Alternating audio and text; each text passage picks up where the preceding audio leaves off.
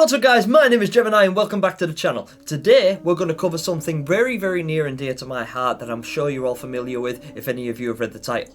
Little Nightmares 3 has officially been announced, as I'm sure you're all very aware by now. And I've spent the last couple of weeks researching everything I possibly can about the game and what this means for the world of Little Nightmares as a whole. In this video I'm going to cover a bunch of different topics, including where does this all take place, how does the game tie into the previous games we've played, and what can we expect to see in Little Nightmares 3. Now I do have to say that this is of course all just speculation, as the creators have done a fantastic job, as they often do, of keeping us in the dark. However, I believe I've found some significant links between the games and other official works which may very well give us some insight into what we're about to learn regarding the Little Nightmares universe. But first, a couple of important things that I need to cover before we get into this. This video will potentially contain spoilers for Little Nightmares, Little Nightmares 2, Very Little Nightmares, and the Sounds of Nightmares audio series which is available on YouTube. All of which, if you have not seen or played, I suggest you check out. Also, a massive shout out to legendary Little Nightmares content creator It's Just Jord, without who I would not have even considered making this video, nor would I have such insight. Before we start, I want to make it very clear that a lot of these thoughts and theories did not come directly from me. Although I might share some insights, they are not all mine. It's Just Jord is the brains behind the franchise, and I would not be where I am today if it wasn't for him. So if for some reason you don't know who he is, I'm going to be leaving a link in the description below, so please go and check him out. Now let me start with the basics for those of you who aren't quite as obsessed with the series as I am, and we'll start by taking a better look at the cover art. Also, some of you guys will know that I suck at scripted work, so a lot of this is just going to be ad hoc. Now most likely, the first thing you're going to notice is these two little guys in the middle, and those are our new friends Lo and Alone. And we're going to be joining them on their adventure through the Spiral, which is basically the blanket name for all the places that we visit within the Little Nightmares universe. The Maw, the Pale City, the Necropolis, and so on, they're all included in the Spiral, whatever that might be. And there's a whole bunch of references to the Spiral throughout the game that I could see littered among the environments. I'll try and include a couple of screenshots of them here so that you can see what I mean. And also littered among this page are renditions of potential enemies and areas that we are going to visit in this game. Images from the Carnival, the Necropolis, the Factory, and potentially the Bathhouse. All of which I'm going to touch on in a little bit as soon as we get done with this. Last couple of things I want to point out in this picture are of course the residence that we've got frozen and encased in stone Pompeii style on the ground there. This enormous looking rhinoceros beetle, which I think I've found a couple of screenshots of here and there scattered throughout the world, so I definitely think we're going to be dealing with insectoid based enemies at some point or one another. And of course the monster baby, which I'm sure you're all familiar with by now. There also appears to be a gnome hiding in this big ringlet thing that we're standing in, which I cannot identify for the life of me. At first I thought it was some kind of like teething toy for a baby, but zooming in it doesn't look like that, or at least I couldn't find any images that even remotely represent this thing. So, and the other thing could possibly, probably reading too much into it, but is that a porcelain mask like the lady wears right there? Forgive me if these images are really compressed and awkward to look at, but I'm just trying to let you guys see what I see. And then of course the series' big bad, which seems to lurk within these mirrors. And yes, I say these mirrors because there is more than one in this picture, and there's way more than one in the trailer. It does appear that these mirrors are used to travel between, not realms, but like between areas. Same as Mono with the TVs in the Pale City. It seems that at least Lo, who is the raven mask wearing little dude we have here, seems to have the ability to travel through these and use them to get around the Spiral. But also there's some misty, shady, ethereal looking entity in the mirror that I can't quite identify, but again I'm going to get to that in a minute. The next thing I want to cover is the areas that I believe personally that we're going to be visiting throughout this game. And those are as follows: the Necropolis, the Sewer, the Carnival, the Bathhouse, the Mall, the Factory, and potentially the Maw? Question mark. Now, some of these places I've already touched on, and I feel like they will definitely be in the game, at least in passing, because I've seen them in the trailer, I've seen them in the screenshots, and they have been referenced in the Sounds of Nightmares audio series, which again I believe ties into Little Nightmares 3 and explains the world in some quite significant detail that we have never been privy to before. Information such as the fact that the entirety of what we've experienced in the world of Little Nightmares so far has taken place in what they call the Nowhere, which is basically nightmares. And the characters we see within this Nowhere are people that have been pulled from the counties, or the real world, into the Nowhere by some entity, potentially the Ferryman, who I also believe ties into this game in a significant way, and I'll tell you for why in a minute. But as far as these areas go that I believe we're going to visit, we already know we visit the necropolis, because it's in the trailer. We already know we visit the carnival, because it's in the trailer. This area could be the sewer. This area could potentially be the mall. And this place looks very, very familiar, but I don't think it's what you think, because there are some subtle indications that we will be visiting a factory, perhaps towards the end of the game, at some point during this experience. And that factory is going to need to gain power from somewhere. The Maw gain power by having gnomes serve as adorable little coal miners to fuel the furnace that powered the Maw. This furnace, although very similar, could very well be a furnace for the factory, and that's what keeps it moving. This area that a lot of people believe to be the Maw could very well be, and I really hope it is, because the aesthetic matches up. However, this appears to be outside. Now, I only say that because if you look quite carefully at this image, it looks like it's raining. Now, that could just be splash from the ocean or something. Maybe we're on the outside of the Maw or a previously unvisited side of the Maw. Like, I don't know anything outside of this image. I really truly hope that we visit the Maw, but I think this is more likely to be either the sewer, the factory, or an upper section of the bathhouse, potentially. It's really hard to say at this point.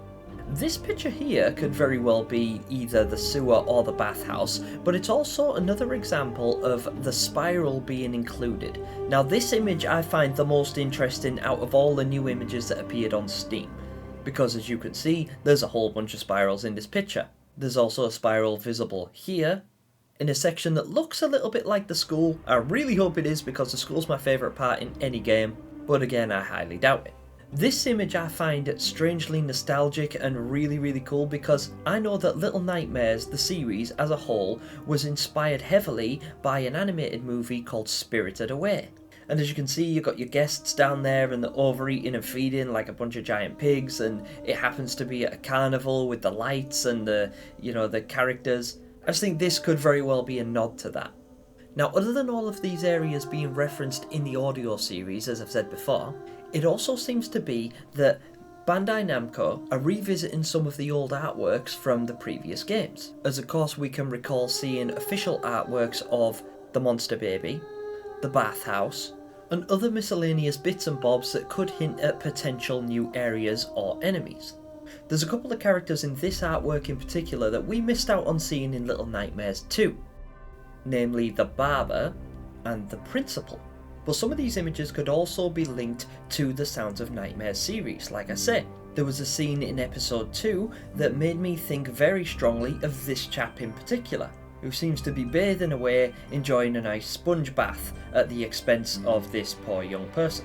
Or this guy who we've yet to see, but for some reason he gives me the kind of vibe that he spends a lot of time watching the cameras at a mall. What do you think, guys? Could this guy be the manager? I'm not sure, but there were some really, really cool concepts for enemies in the Sounds of Nightmares, which I think you guys should listen to if you haven't already. In fact, the gentleman I mentioned at the beginning of this video, It's Just Jord, had a hand in writing one of those episodes, and heavily influenced the monster design therein, which was a nasty sewer hunter inspired by the Toshas of Victorian London, which I think was an inspired idea, and I'd love to see that brought to life. Part of me's hoping that whatever this thing is with multiple hands could be this thing, but I don't know. Also, something else I noticed is that whenever you wake up at the beginning of a Little Nightmares game, or if you restart from a checkpoint, your character always wakes up as if waking from a dream. But that's because they have literally just transitioned from the counties to the nowhere. So they're not waking from a nightmare, they're waking into one. That's also why some of these characters just seem to randomly appear. It's like, how did Six get to the mall? Or how did Mono randomly appear in the woods? There are some things to suggest that they were transported there, like Mono wakes up beside a television, which we know he uses to transport himself, and then Six herself, number one, she wakes up in a suitcase, but also we know from the secret ending in Little Nightmares 2 that she arrives at the mall after this, but we don't know if that's by design or if this is just a new theory altogether. Now the next thing I want to talk about is the potential main villain of this game, because all we know so far is that he resides in mirrors, which for any of you OG fans out there screams obvious connection to the Mirror Man from the original Little Nightmares comics, which have since been discontinued and therefore non-canonized. They are no longer canon, they're no longer a thing. But it doesn't mean that some concepts contained within could transfer to the canon game, such as the mirrors augmenting the images of the children, and this Mirror Man being the main villain that we are expecting to see. Now it could very well be that this is a red herring and that's exactly what they want you to think, although the ornate looking mirrors in some of these images do resemble the ones that we see in the boxed art for the game. So it could be exactly what we think, but it could be something completely opposite. And we know how good these guys are at keeping us in the dark. One thing that I happened across recently that I thought was really interesting was the original concept of the Wax Bellman. Now the Wax Bellman, for those of you that don't know, was a red bellhop suit wearing character that we did not get in the original Little Nightmares game, but he is referenced. There are pictures of Wax Bellman scattered throughout the mall that you can find, and also in the concept arts located in the game files. But also, at the 2016 Gamescom event, the Wax Bellman could be seen observing through like two-way mirrors, similar to the one in the washroom of the guest hall in Little Nightmares 1 that Six can shatter and reveal a hidden room. Well, at this Gamescom event, Wax Bellman was there. They made a full cosplay suit for him and everything. So there is potential that he was cut at the last minute, and there's a whole bunch of theories that go back years and years now about who the Wax Bellman is. You know, was he the hanging man? Was he cut for any particular reason? And the truth is we don't know. At first I thought that Wax Bellman was being referenced in the Sounds of Nightmares when the character Noon, who's the main character, kept referencing the Candleman. But as the series goes on, we learn that the Candleman is actually her name for the Ferryman, and has nothing to do with the Wax Bellman whatsoever. But the fact that the main antagonist in this game uses the mirrors as means to attack people, or at least that's what we're being led to believe, it does make you wonder if the Wax Bellman could potentially make an appearance. Also, I'm really sorry if I keep going off topic, but I have no script and this helicopter won't stop circling my house! It's literally flying right by the window. Like, I'm so scared that it's going to come crashing in. Now the last little thing that I want to touch on is Otto's connection to the Little Nightmares universe, because Otto is the therapist who was assigned to Noon and intends to use her and potentially other children as a means to access the nowhere and speak to the ferryman. Because he, years upon years ago, lost his sister, Cece. Now I did hear a theory somewhere that they thought Cece could be Six, because Cece kinda sounds like Six, or, you know, it could be misinterpreted.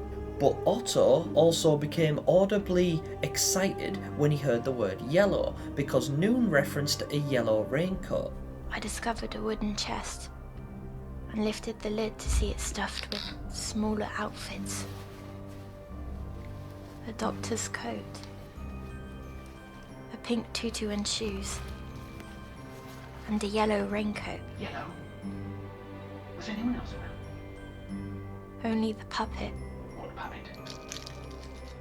And that, although it was a very subtle nod and they sort of brushed over it and continued with the conversation and it didn't follow up on it by any real means, I still think it was significant. But not because it references Six, because we learn that in Little Nightmares 2, Six finds the raincoat. I think that Cece could be the girl in the yellow raincoat from Very Little Nightmares. And because the ferryman and the conversations with him are such intrinsic parts of that audio series, I do feel like we're learning a bit more about him and his significance within the world of Little Nightmares. So he does, in a sense, drop a hint that adults that make their way to the nowhere are corrupted by it. And that might be why that all of the adults we find there are all evil and sadistic and twisted and malformed. But anyway, I feel like I've talked on this subject for long enough, and I will be deep diving into some more of this stuff as more information comes to light. One more theory that I do have that I would really like to be true, but I'm not entirely sure if it will be, is I'm hoping that we get a Halloween trailer for Little Nightmares 3, much the same as we did back in 2021 for Little Nightmares 2, referencing the Doctor, who I think might maybe potentially be Otto.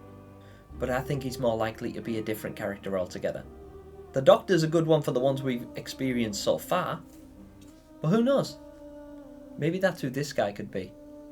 So that's going to do it for my thoughts and theories, guys. What are yours? Do you agree with mine? And let me know what you thought of this video in general. This isn't the sort of thing I normally do by any stretch. It's very random, but it's a series that I'm super passionate about, as I'm sure you can tell. Like, the trailer brought me to tears. If you haven't seen it, go and watch that because it's hilarious. The second game brought me to tears also, so if you want to see me cry on the internet, go back and have a look at some of my existing work. But for now, that's going to do it for this episode. Stay tuned for more. Don't forget to smash like if you agree with some of my theories, comment below your own theories, and subscribe if you want to see more from me.